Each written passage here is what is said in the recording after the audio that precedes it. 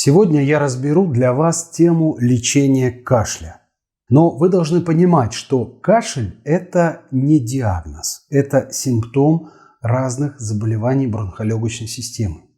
И я постараюсь вам максимально подробно помочь разобраться в этих состояниях для того, чтобы вы могли понимать, где вы можете себе помочь медикаментозно в домашних условиях, а когда уже нужно обращаться к врачу. Ну и в первую очередь я бы хотел поблагодарить вас за обратную связь, за большое количество комментариев. Мне показалось, что эта тема очень актуальна, она очень вам интересна. Были просьбы рассказать о лечении кашля, поэтому я решил удовлетворить ваши просьбы. И следующее видео, оно идет как раз о лечении кашля. Давайте разбираться, и я надеюсь, что я многим из вас могу помочь. Итак, вначале кратко для тех, кто не видел прошлые обзоры, я хочу напомнить, что кашель является рефлекторным защитным актом, направленным на очистку бронхов.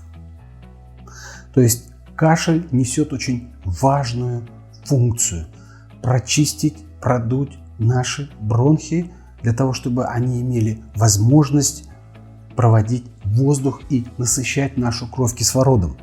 Любой кашель начинается с таких виртуальных, подчеркиваю, виртуальных ощущений в области горла в виде першения, пощипывания, покалывания, парестезии, которые заставляют нас покашлять.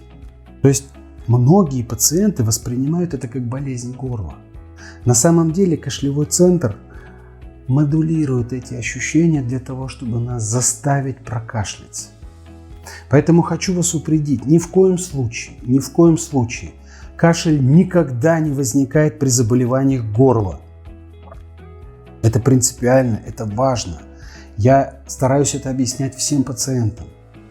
Ко мне приходят люди с болезнью горла и жалуются на кашель. Ну как же, доктор, мы кашляем, потому что у нас першит, потому что болит горло. При этом при осмотре горло абсолютно здоровое. Хотя бывают запутанные случаи. В глотке мы видим хронический танзелит или хронический фарингит. И вроде бы вот можно привязать этот диагноз к развитию кашля. Но это всего лишь сопряженное, сопутствующее кашлю, то есть заболеванию бронхов, состояние, которое требует отдельного лечения. Еще на что бы я обратил ваше внимание, так это на то, что сопливого кашля не бывает. Многие больные, многие пациенты рассказывают, что у них стекают сопли по задней стенке глотки, и они начинают кашлять. То есть так называемый постназальный синдром, или постназальный отек. И попутно замечу, кстати, термин «сопли» я произношу произвольно, чтобы проще донести до вас информацию. Я обратил внимание на то, что наш канал смотрят много врачей и обращают внимание на этот термин. Слово «сопли», конечно же, обозначает выделение или отделяемое из носоглотки, которое может быть слизистым или может быть гнойным. Но дело в том, что мне и так очень трудно сложные медицинские темы донести до вас простым языком. И я выступаю не на конференции медицинской. Поэтому давайте говорить своим языком, так будет короче, проще и доступнее для понимания. Поэтому сопли, которые стекают по задней стенке глотки, запомните, никогда не вызывают кашель. Никогда. Мы или вы, человек их проглатывает. Человек их отхаркивает. Но кашель они никогда не могут вызвать. Поэтому, если вам говорят, что вы кашляете или ваш ребенок кашляет, потому что стекают сопли по задней стенке, задайте этому врачу вопрос. А когда мы кушаем, и пищевой ком проходит тот же самый путь по задней стенке глотки, царапая ее, к примеру, если мы проглатываем грубую пищу, сухую, грубую или кусок мяса, мы кашляем? Нет, мы не кашляем. Почему? Потому что в глотке нет кашлевых рецепторов. Поэтому все эти симптомы, как постназальные затеки, как першение в горле или хронический тонзиллит мы оставим, потому что эти состояния, эти диагнозы не вызывают кашель. Кашель вызывают только те воспалительные процессы, которые находятся ниже гортани. То есть это слизистая оболочка гортани, но гортань всегда закрыта. Поверьте, туда проходит только воздух. Ни пища, ни слизь, ни сопли туда не стекают. Воспалительные процессы, которые протекают в трахее, в бронхах, они раздражают находящиеся там кашлевые рецепторы, поэтому вы кашляете. Кстати, кашлевых рецепторов, попутно замечу, нет в мелких бронхах, в бронхиолах и в альвеолах. Поэтому, если воспалительный процесс развивается в нижних отделах, в более глубоких отделах легких, типа как пневмония или бронхопневмония, могут сопровождаться без кашля. Итак, коротко еще, для подтверждения того и для понимания, как мы лечим кашель, давайте вернемся к смыслу кашля. Как я уже говорил выше, кашель нужен для того, чтобы очистить бронхи.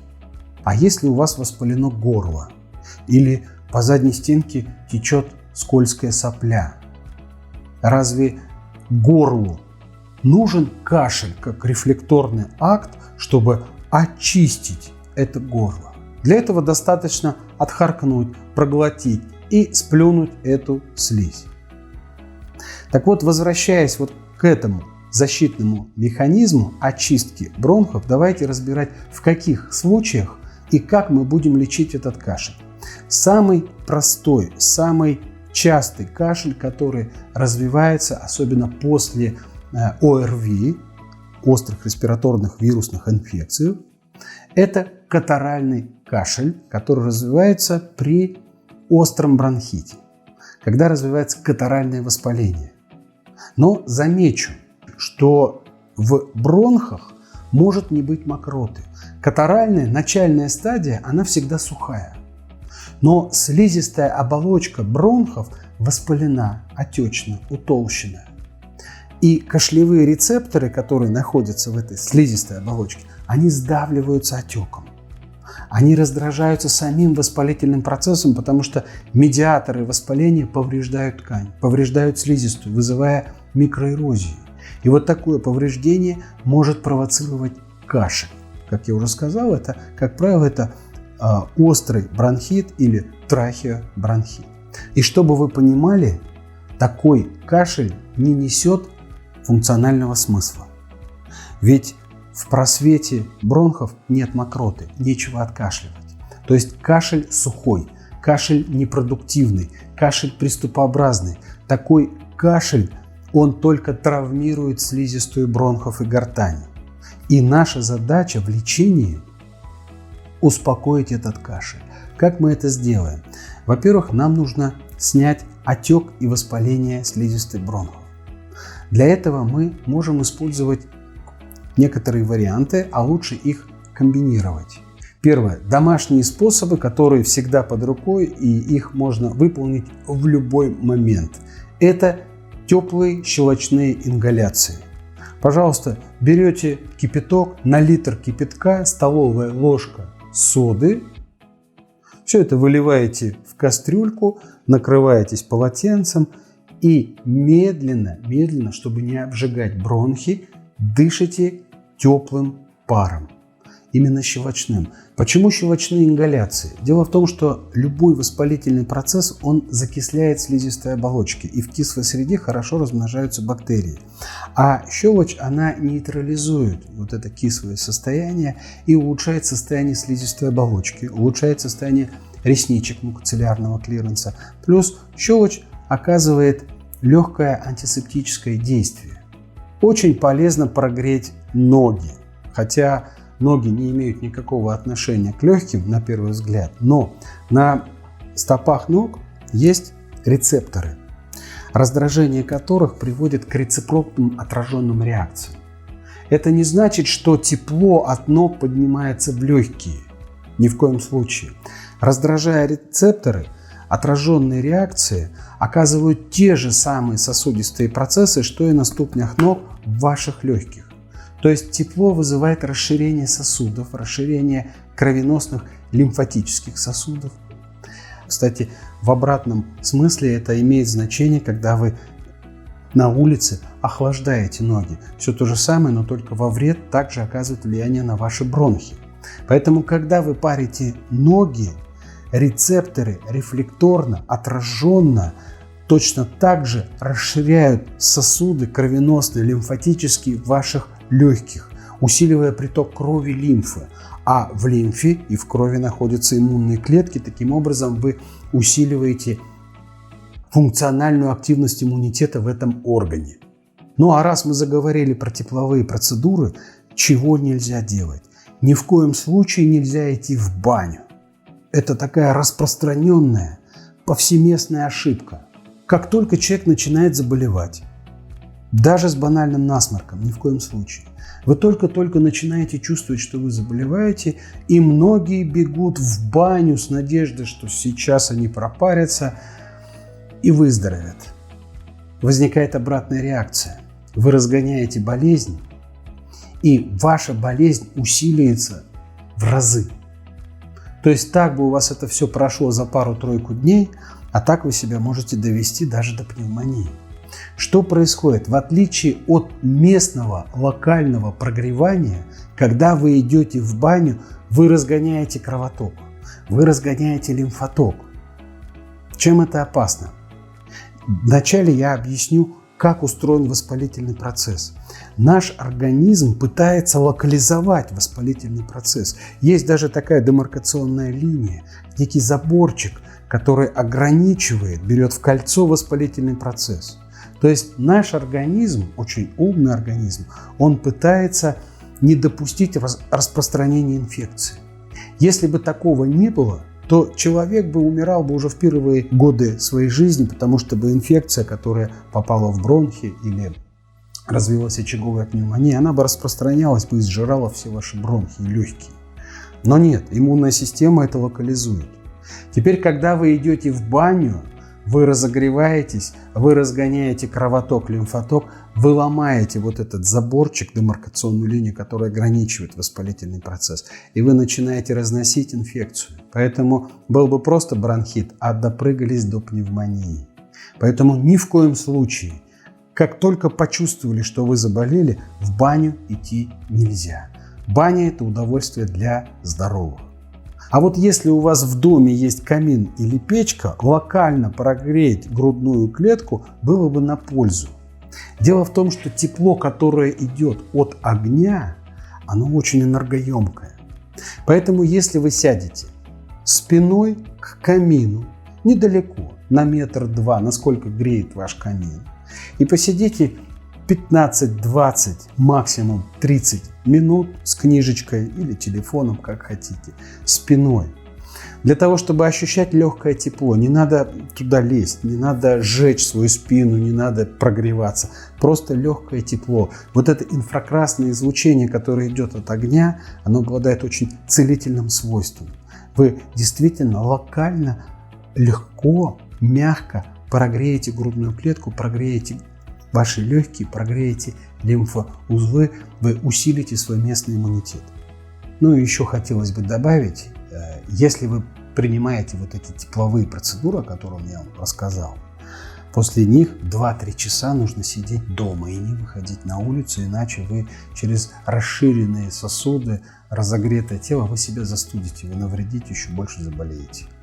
Ну а дальше переходим к медикаментам. Естественно, для того, чтобы усилить эффект, я бы вам назначил ни в коем случае не антибиотики, потому что при таком состоянии антибиотики не нужны. Объясню почему. Дело в том, что все острые бронхиты, все вот эти состояния катарального воспаления развиваются после перенесенной вирусной инфекции. Как правило, это последствия гриппа и других респираторных вирусных заболеваний. Поэтому здесь достаточно принимать препараты, которые содержат в себе нестероидные противовоспалительные средства, такие как парацетамол.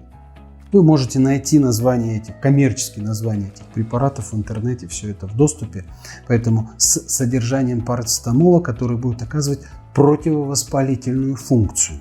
В схему лечения хорошо добавить антигистаминные средства, но не от аллергии, а с той целью, чтобы уменьшить отековоспаление, так как антигистаминные средства обладают легким противовоспалительным эффектом. А если это будут антигистаминные средства первого поколения, те старые препараты, то они проходят через гематоэнцефалический барьер, то есть они проникают в мозг, они проникают в кашлевой центр, и они будут подавлять активность кашлевого центра.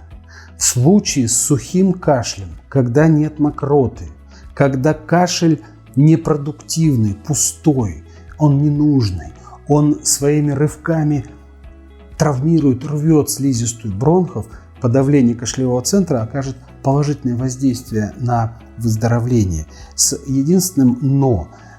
Антигистаминные средства первого поколения, они вызывают сонливость. Поэтому, если вам это мешает, тогда переходите на более поздние современные антигистамины. Но опять же, они не окажут такого должного эффекта. И когда вы болеете, вам же не нужно сидеть за рулем и ходить на работу. И я призываю таких пациентов не заражать окружающих людей. Сидите дома, выздоравливайте.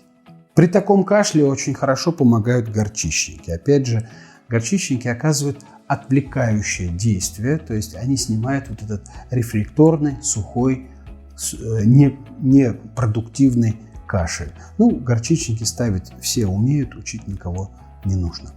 Следующий кашель, который вас может беспокоить, это влажный кашель, когда появилась мокрота. Это следующая уже закатаральной стадии, называется эксудативная. Эксудативная стадия приводит к образованию либо слизистой мокроты, либо гнойной мокроты. В любом случае мокрота, даже слизистая, это состояние патологическое. И вот эта патологическая слизь содержит в себе микробы, продукты распада этих микробов, слущенные эпителии слизистой оболочки бронхов, токсины микробов, различные иммунные клетки. Поэтому такую мокроту нужно выводить. Особенно нужно выводить гнойную мокроту. Если вы отплевываете желтую или зеленую слизь, это гнойная мокрота. Чем опасна гнойная мокрота? В ней содержатся ферменты. И эти ферменты начинают разрушать слизистую оболочку бронхов. А на фоне приступообразного кашля и застоя гнойной мокроты могут образовываться бронхоэктазы. То есть это такие, как если на баллоне колеса вы видели грыжи, вот точно такие же выпячивания, как грыжи, образуются в бронхах, в которых, как в карманах, прячется вот эта гнойная мокрота, являясь в будущем хроническим очагом инфекции. Поэтому с мокротой мы должны бороться всеми доступными способами. Хотя, в принципе, когда кашель из сухого перешел во влажный, многие расценивают как этап к выздоровлению, к улучшению. Действительно, болезнь шагнула еще на одну ступеньку к выздоровлению. Это хорошо, но дело нужно доделать до конца. Поэтому мокроту мы выводим при помощи муколитиков. Что такое муколитики? Оно состоит из муколитики. Мука – это слизь, а литик в переводе лизировать, решать, разрешать, то есть снимать эту проблему. Поэтому муколитики призваны облегчать вывод этой мокроты. Что бы я вам посоветовал? Таких препаратов много, но я бы вам посоветовал, чтобы не по очереди не принимать все препараты подряд, остановиться на тех, которые наиболее эффективны и которые действительно хорошо работают. Это препараты с содержанием ацетилцистеина. Этот препарат разрушает мокроту. Он разрезает дисульфидные связи мукополисахаридов, и, разрушая мокроту, она становится менее вязкой, она становится более жиденькой, она легче выводится. Этот препарат нейтрализует, еще у него очень важное антиоксидантное действие, что очень важно при воспалении, потому что любой воспалительный процесс закисляет среду, где этот воспалительный процесс происходит. И этот препарат, он нейтрализует кислую среду, таким образом оказывая антиоксидантное действие. Еще один препарат, который смело можно использовать, если у вас влажный кашель с мокротой, Это препараты, которые содержат внутри себя действующее вещество амброксол. Амброксол снижает вязкость мокроты, но у него есть еще одно очень важное свойство, даже достоинство. Амброксол стимулирует синтез сурфактанта в альвеолах. Сурфактант – это некое такое вещество, которое покрывает альвеолы изнутри и создает тургор, эластичность, напряженность, как бы каркас легочной ткани. Это очень важная составляющая наших легких. Ну и еще при этом кашле хорошо бы попить грудной сбор лечебных трав. Грудной сбор номер 3, грудной сбор номер 4. В аптеках продается в общем доступе. Зрители, которые досмотрели обзор до этого момента, обратили внимание, что я не называю торговые названия медикаментов, лекарственных препаратов, а только их действующее вещество. Дело в том, что я не могу называть эти препараты, так как это будет расцениваться рекламой. Но зная действующие вещества, вы можете через интернет, это все в общем доступе, узнать, какие препараты под какими коммерческими торговыми названиями они продаются. И, кстати, у одного вещества может быть несколько торговых названий. И мы подошли с вами к следующему кашлю, который развивается при бронхообструкции. Дело в том, что это состояние является более сложным. Оно состоит из нескольких механизмов, которые приводят к этой обструкции. Я их перечислю. Во-первых, это отек слизистой оболочки.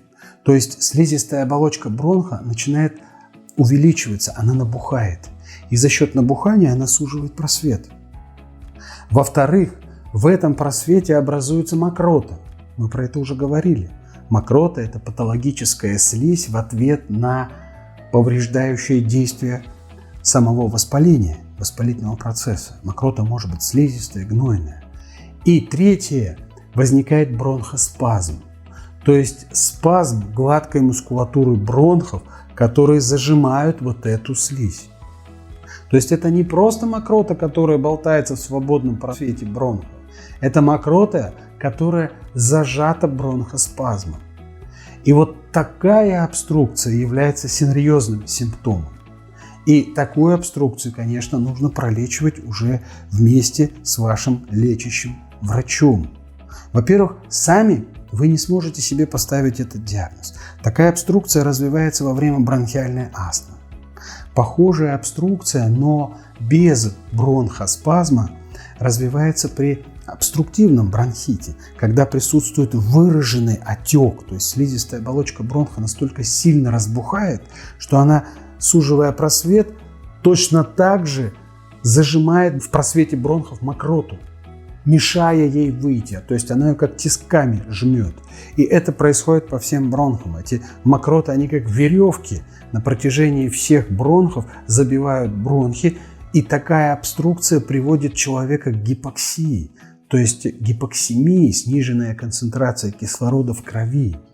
У такого человека возникает приступообразный кашель. И вот здесь очень важно.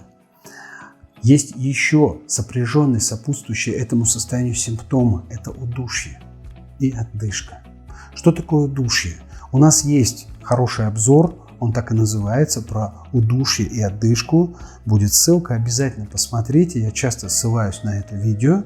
Так вот, если кратко, то удушье – это препятствие, это сопротивление. Это состояние, когда человеку трудно дышать. А отдышка, наоборот, это состояние, когда человек может дышать, но делает это слишком часто. То есть повышается частота дыхательных движений. Вот это называется отдышкой. То есть препятствия вдоху-выдоху практически нет. Практически, я говорю умышленно, потому что все-таки оно есть, за счет как раз-таки отека оно будет. Но нет такого выраженного удушья. Поэтому вот эти два состояния, в зависимости от тяжести, либо удушья, либо отдышки, они могут сопутствовать вот этой бронхообструкции. И если вы чувствуете приступообразный кашель, который развивается вместе вот с этими сопряженными состояниями удушья, отдышки, вы должны понимать, что такой кашель самостоятельно лечить нельзя, ни в коем случае. иначе вы допрыгаетесь до более серьезных осложнений, такие как статус астматикус. То есть это крайне тяжелое состояние, с которым люди попадают в больницу и даже в реанимацию. Поэтому, повторюсь, при таких симптомах нужно бежать к врачу, который проведет вам необходимые исследования для того, чтобы подтвердить, опровергнуть и поставить точный диагноз. Но обычно в таких случаях я просто могу озвучить. Я вот вам сейчас здесь не назначаю это лечение, я просто проговариваю, что в этих случаях доктора, когда диагностируют бронхообструкцию, назначают такие препараты, как бронхолитики, которые состоят из бета-агонистов и антихолинергических средств. Эти препараты расширяют бронхи, то есть они снимают вот этот спазм гладкой мускулатуры, открывая бронхи. В эту же схему хорошо добавить муколитики. Я о них только что рассказал. Это препараты, которые будут улучшать эвакуацию мокроты за счет снижения ее вязкости. Но, как правило, этим состоянием уже страдают люди с хроническим заболеванием бронхолегочной системы. Это бронхиальная астма, это хроническая обструктивная болезнь. Поэтому, как правило, такие пациенты уже знают, что с ними они уже с диагнозами, у них есть уже определенная схема, и, возможно, я им ничего нового и не сказал. Но хочу отметить, что тем пациентам, которые приходят в нашу клинику, и мы проводим им физиопроцедуры, мы очень хорошо очищаем бронхи. Дело в том, что никакие медикаментозные препараты так эффективно не очистят ваши бронхи, как те физиопроцедуры, которые мы проводим.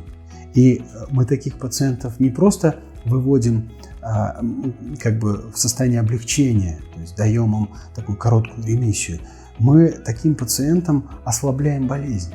Эта болезнь уменьшается. У таких людей появляется качественная, полноценная жизнь.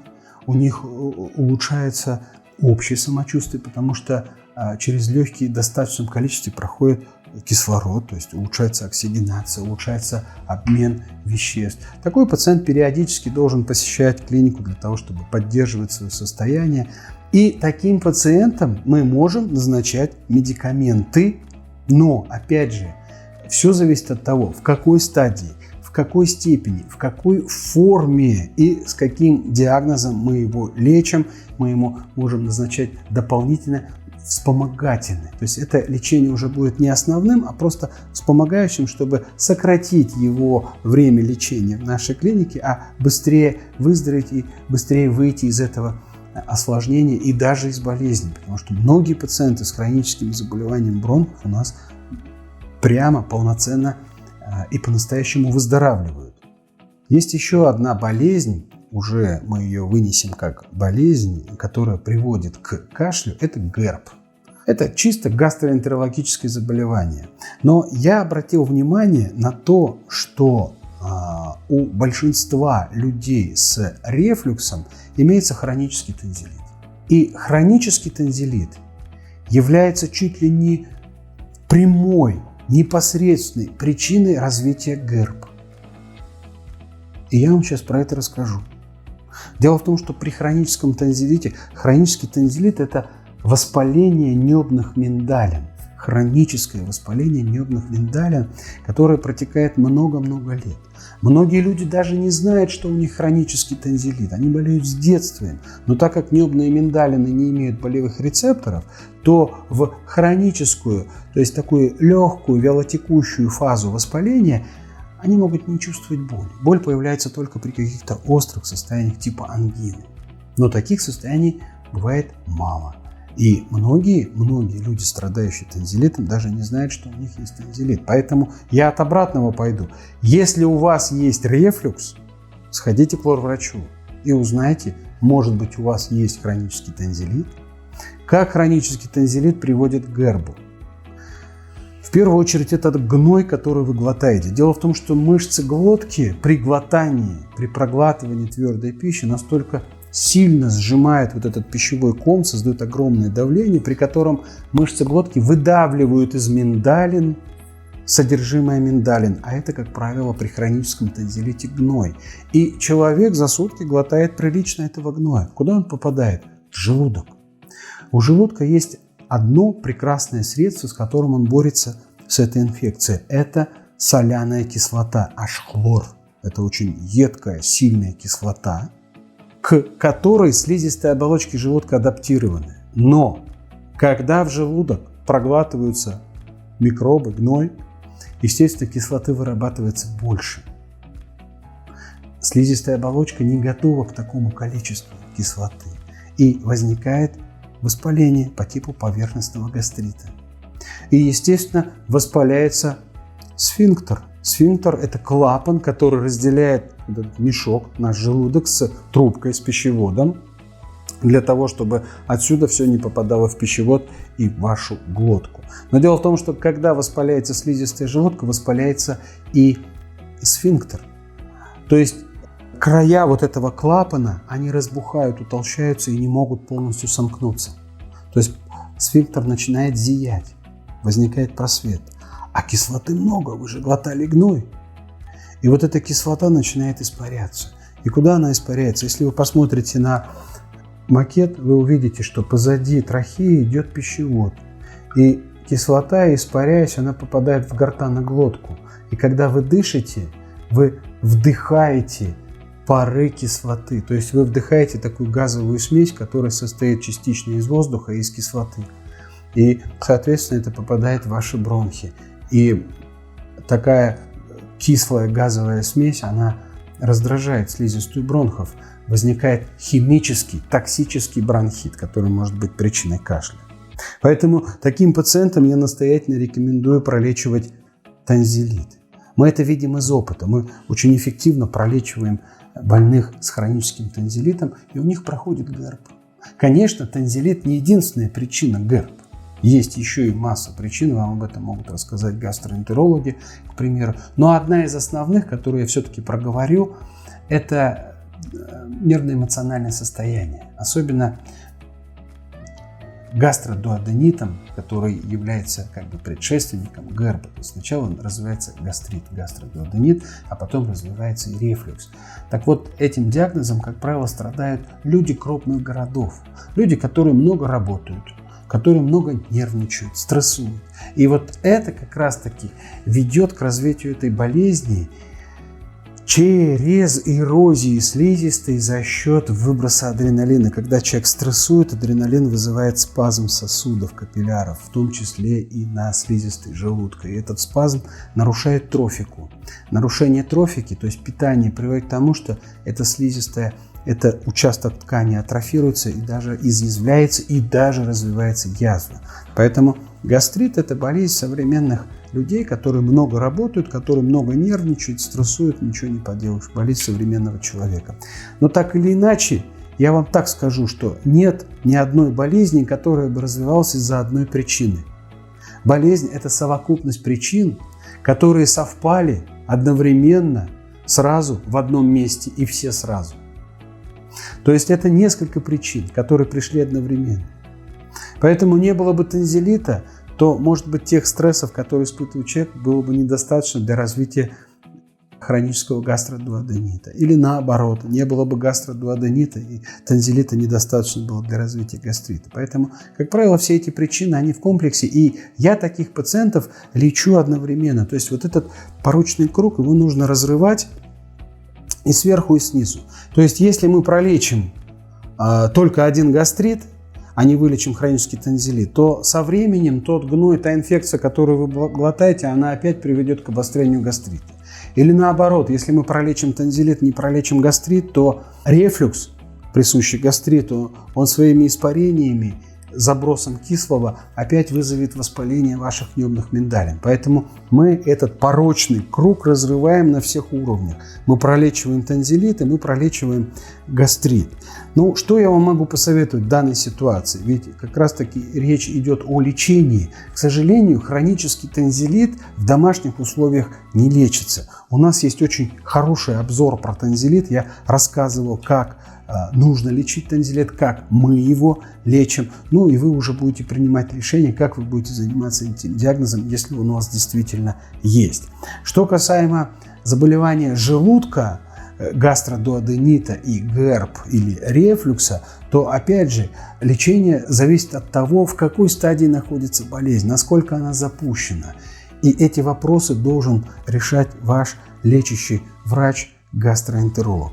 Ну и как вы видите, мы шли от простого диагноза, который вызывает кашель, разбирали его лечение и постепенно доходим до сложных заболеваний, в лечении которых уже требуются более серьезные методы воздействия диагностики. Поэтому я бы хотел обратить внимание на то, что мы в этом обзоре не можем разбирать онкологические заболевания, которые тоже могут приводить к кашлю. Туберкулез легких – это специфическая отдельная наука, которой занимаются фтизиатры. И в заключение я бы хотел обратить ваше внимание на то, что те рекомендации, которые я вам дал, я могу их назначить при личном общении с пациентом. Но, к сожалению, я не ваш лечащий врач. Поэтому эти рекомендации носят такой ориентировочный поверхностный характер. Поэтому необходимо эту схему лечения, которую вы выбрали, что вам понравилось, необходимо обсудить с вашим лечащим врачом. Возможно, эта схема будет подкорректирована. Возможно, что-то будет удалено, а что-то добавлено. Может быть, врач ваш знает более лучшее эффективное средство под ваше состояние, потому что для того, чтобы назначать схему, пациента нужно прослушать, назначить анализ крови или назначить рентген. Да и в конце концов знать ваш анамнез, когда вы заболели, сколько вы дней болеете, или вы 2 дня кашляете, или у вас 10 дней назад закончилась вирусная инфекция типа грипп или другой ОРВИ, и какие осложнения он вызвал. Все это выясняется, во-первых, из беседы и дальнейшей диагностики. Поэтому мой обзор, он довольно подробный, но носит ориентировочный характер. И я желаю вам крепкого здоровья и не кашлять.